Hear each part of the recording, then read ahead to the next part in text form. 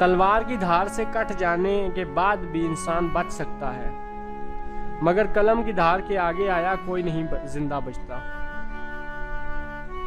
किसी को काफिर कहने से पहले तुम्हारा अपना एक सच्चा बाअमल मुसलमान होना जरूरी है।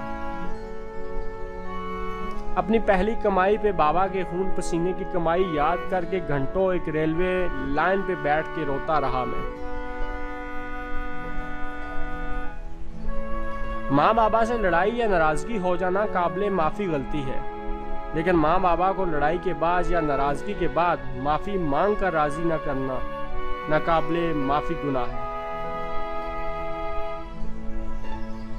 मैं जिहाद की तलवार को हिंदुस्तानी फौजियों के सर कलम करता देख रहा हूं। जाहिल और मुतकब्बर लोग पैदा करने में हिंदुस्तान का कोई मुकाबला नहीं कर सकता। मकामे करबला देखने से ज्यादा मकामे करबला समझना जरूरी है।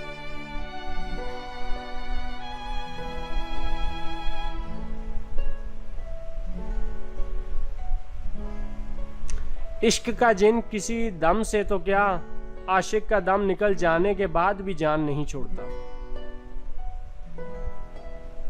लंबी नाराजगियां कभी ना खत्म होने वाली नफरतों को जन्म देती हैं।